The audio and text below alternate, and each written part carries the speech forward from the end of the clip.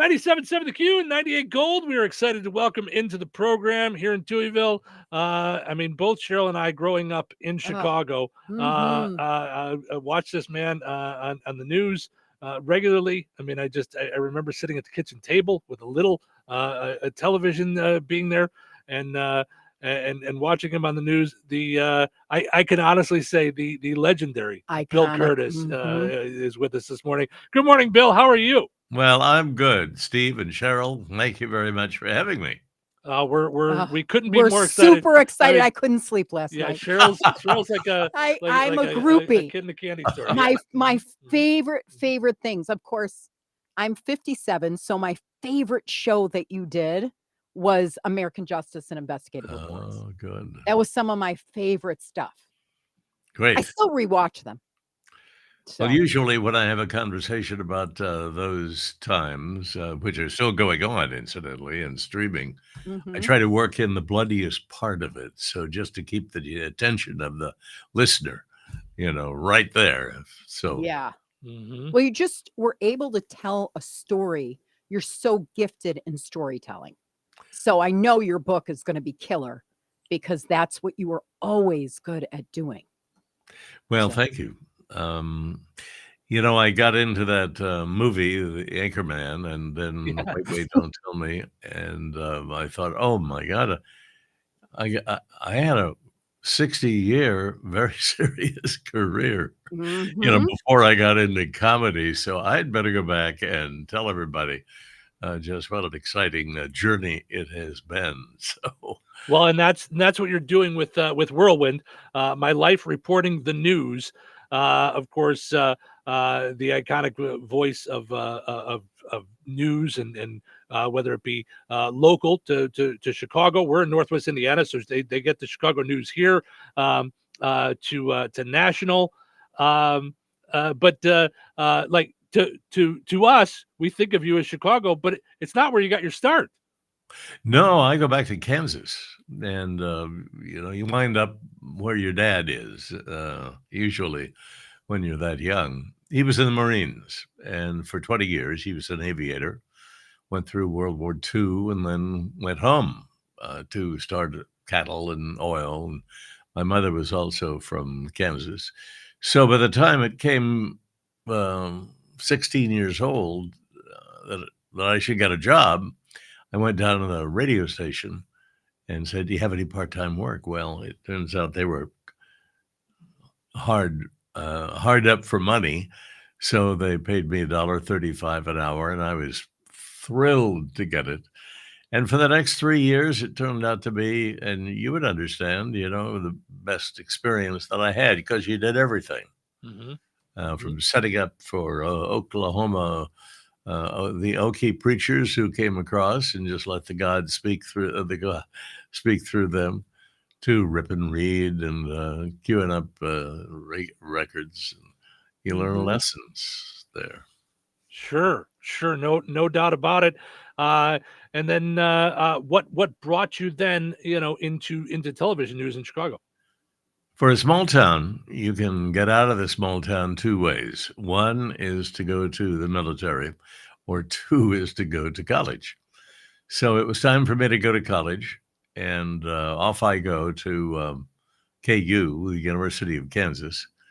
And there I kind of continued the pattern of, part-time job, part-time here, all in radio. So it was in my career path. And gradually, I got a job in Topeka, 30 miles away. That was the capital of the state. And would grab my sack lunch from the dormitory and jump in a car and go over to get a 1 o'clock airtime. And for 6 months, I was able to put up with that. But otherwise, you'll be mentally ill. Yeah. Same time, same records. I was introduced by my claim to fame for my kids. Hey, kid, I was introducing Elvis Presley songs when they first came out. Wow. All Shook Up, and even before the movies. And but I couldn't take it more than 6 months. So I broke a contract and went to the only TV station in town. At the same time, I was in college and did that for a while, 2 years doing the weather. Wow. Who Wow. knew? So Mhm. I just repeated what came across the wire. Yeah. These days, you have to have a PhD. I'm the meteorologist. And we have all that Doppler radar. They can bring you the tornado as it is ripping up your house. So, Yeah. Yeah. Yeah. Now, what's your favorite decade? decade? Yeah, Well, like what's your favorite time that you just in being alive?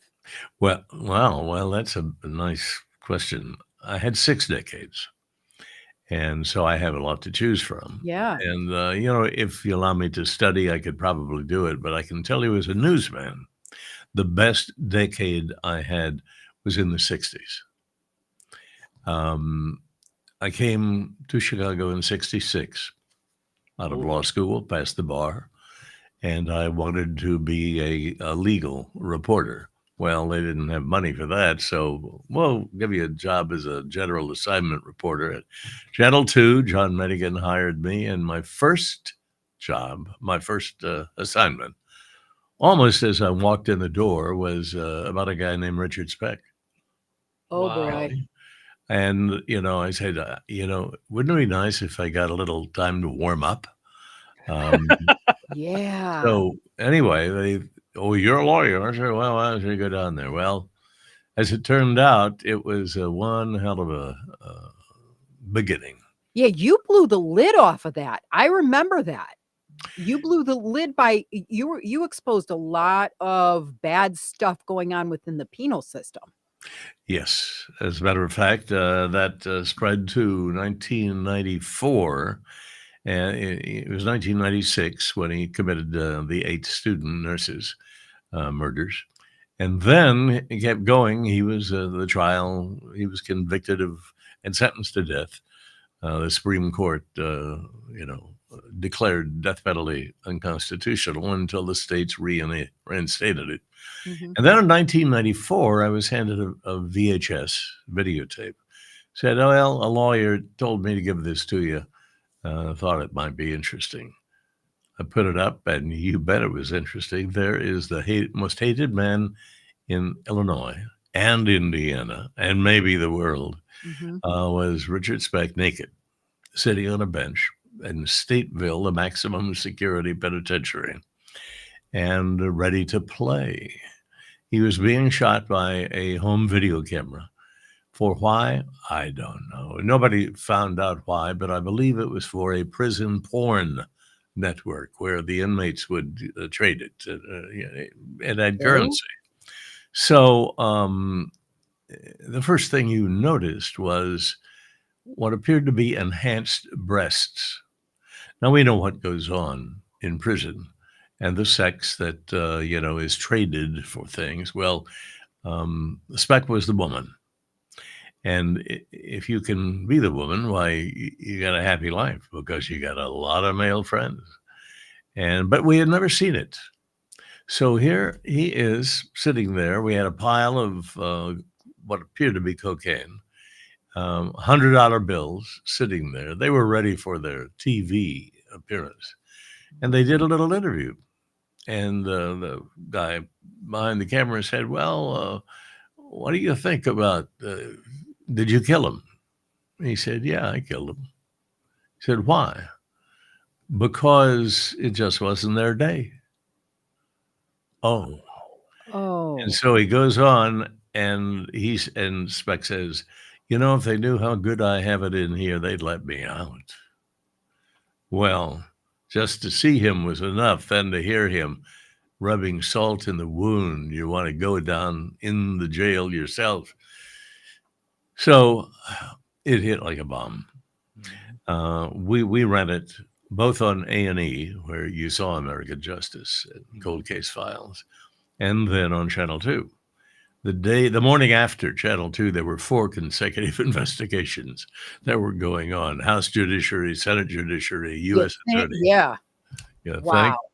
And so it begins to find out, how this happened, how he had the freedom within the penal system. So We were called down to Springfield to show the videotape, and the room was packed.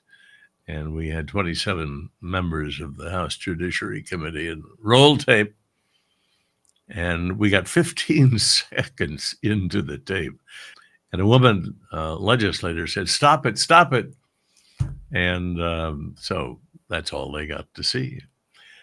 It was the biggest, probably the most sensational story that I've ever done. And now you mentioned the changes. The penal system itself just went bananas. And it turns out that, the changes they made were by many estimates the most serious in its history. They declared Pontiac an all lockdown all the time, 24 hours. They began looking at the gangs and gangs actually were helping them because they didn't want riots, so they let the gangs, have what they wanted to do, which was have sex in the orderly rooms, and ran the prison. And then one thing after another, to the point where, it changed the system. Did But you that ever was only the feel, first. did you ever, as a first assignment, I would say from there, wow.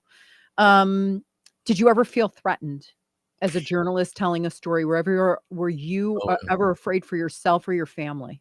People ask me that because I've done series on the mafia Yeah. and individuals, and of course the homicides.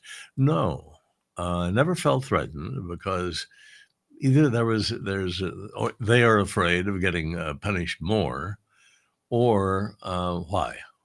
They were guilty. They got to do their time. Right. Yeah, the story is done, and they like to see themselves on television. Ego, yeah, unbelievable. So never. Hey, there's always a first day. So it would Yeah. go.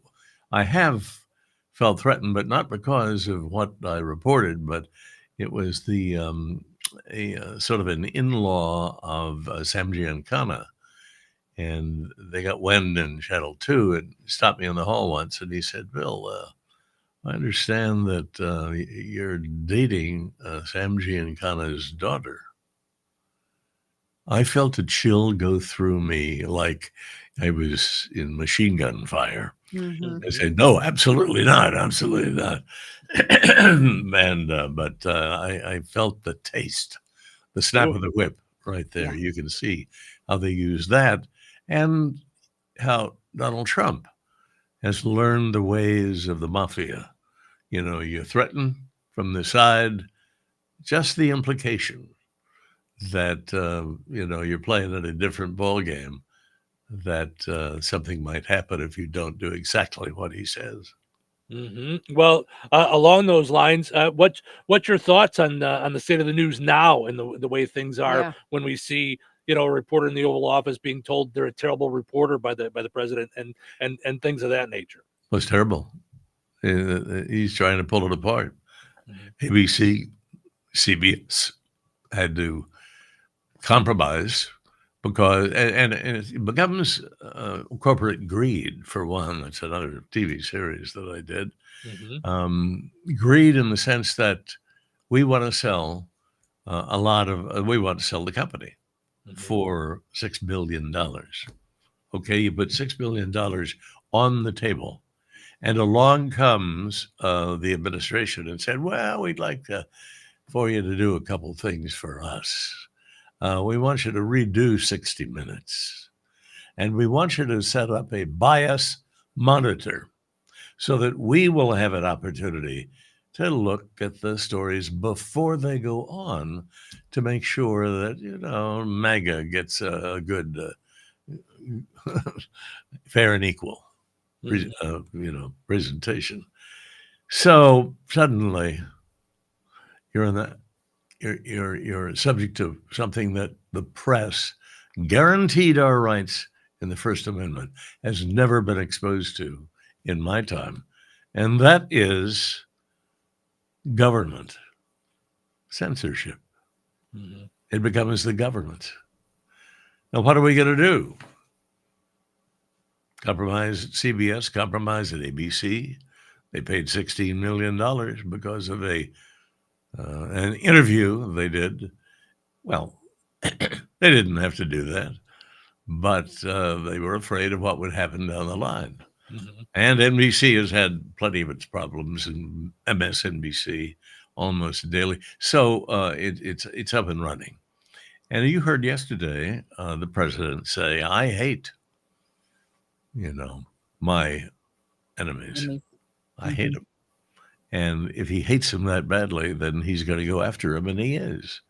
And he wants Justice Department to actually punish them by indicting them, whether or not there's a story there or not, or a case.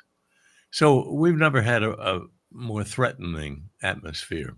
Gone are the days when the Supreme Court handed down a special privilege to us. Why? Because we are protected by the First Amendment. And everybody, when they say, right, I've got my rights, well, they're really talking about First Amendment rights because they're up and in your face. But how they can say, we have no rights. I don't know how this is going to come out. I think only with an election. Mm-hmm. Mm-hmm. We're talking with Bill Kurtis, if you didn't recognize the voice, whose book is the book out now? It's available now, right? It is on Amazon or yes, wherever you buy books. Yes, Whirlwind, My Life Reporting the News. I'm also dying to know, is it available on audio? On audio with your voice? Yes, it is. Absolutely. I read it. Yay. That's not the easiest thing to do. No. It takes a couple of weeks. And the poor guy, I sent him a pair of hearing aids. I said, you're going to need these after you finish listening to all of it. So we're talking with Bill Kurtis. The name of the book is Whirlwind, My Life Reporting the News. I am curious about something. So you started small town radio, going all the way up through national. What kind of advice would you have for a young news person, a young journalist in a small area that on because we have discussions all the time here on what is news. Is it just the police blotter? Is it the little local things that are going on? What kind of advice do you pass along to young journalists? News is what is different in the community. If you just did the police blotter or read headlines, people aren't necessarily interested. You are part of the community and you want stories. You want to communicate facts and stories to intelligent people who can solve the problems. And so you're constantly looking around. You got to be curious. Is that different? Well, what about, the person across the street who gets in a fight with his neighbor or polluting, his backyard? I mean, it can be pretty simple. On the other hand, I'll tell you what gave me the big kick to leave my Topeka, Kansas, right after law school. I was doing part-time. They got through law school at the TV station. And the news director asked me to go out and fill in for him on the 6 o'clock news. So I did. And at 6:30, the general manager comes down and says, look, you better stick around. We have some weather coming in, cold front in from Manhattan, Kansas, 60 miles to the west. Okay. 7 o'clock comes. I'm not on the air, but I'm in front of the camera, 26 years old. And I hear a two-way come again from one of our cameramen on the western edge of the city. And he said, we have a tornado on the ground. Well, that alone, how many times have you given a tornado warning and actually something happens? So we weren't expecting anything. It'll dissipate. Second one comes in, second report. He said it's just wiped out the Huntington apartment complex. So you calculate, okay, this is big. EF5, even before there was a rating. Oh, boy. And we draw an arrow between those 2 points, and it's headed for the capital. And between the capital and those points, was Washburn University, where I just graduated and was studying for the bar, the state hospital, shopping malls. It's the stuff of a city. Well, suddenly the responsibility comes to me to give the warning. And it goes through my head that what I'm going to say is going to mean life and death for people, because I have to get them into the basement. A few broadcasters have faced that. I hope you haven't had to face that.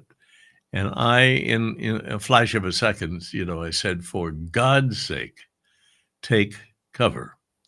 Well, it was out of the ordinary delivery. It did give the message to the folks. We killed 17 on that day, which is actually very small compared to the size. What would have happened had they not taken cover? Sure. Yeah, we were on the air for 24 hours, went into an emergency mode, and it was that moment that I decided not to practice law, but that broadcasting can have an effect of saving lives. I mean, we are part of the community, because without our information flow, and now we have an awful lot of it, but you are responsible to the community. Without that, community is going to make the wrong decisions. That's the heart of a democracy. So do it well. You've chosen to do it. And so what advice would I give to a young broadcaster? Know your skills. I started when I was 16. You develop your skill, you get over the mic fright. You know how to work a mic and a board. And then keep a focus on what you're supposed to do. You're not supposed to be funny necessarily. You can. But always come back to center. And that center is a responsibility to the community, because you're going to have to face them when you walk out on the sidewalk. I was in New York doing the morning news, and I never knew anybody was watching. You're on the air, it's like you at 6 to 9 or 10, and you never run into them. In New York, all the viewers are out across the country. You come to Chicago, and this is one of the joys of local television or broadcasting. And it is facing the people that you're talking to. Yes. Well, that's the real reward. Absolutely. Yeah. Wow. Yeah. No doubt about it. Well, this has been. Can we go wonderful. on for a couple more hours? This what do you think? This has been so wonderful to have a chance to talk with you. I mean, I just like I said, we grew up watching you, and just we're thrilled to have you on the program. Of course, the book called Whirlwind: My Life Reporting the News. Bill Kurtis. Hello, this is Bill Kurtis. Welcome to Tuayville. Wonderful. I should never have left radio. I should never have left. Oh, it's we love it. Thank you so much for your time, and can't wait to listen to the book. It's going to be, I'm sure, a whirlwind, just based on the stories you gave us. So thank you so much for your time this morning. Well, I'll tell you, it'll raise a lot of questions. So have me back. Yeah. Oh my gosh! Anytime. My goodness, are you kidding? You're welcome anytime. So okay. Well, thank you too. Keep it up. Thank you, sir. Have a great day. Bye-bye. Bye.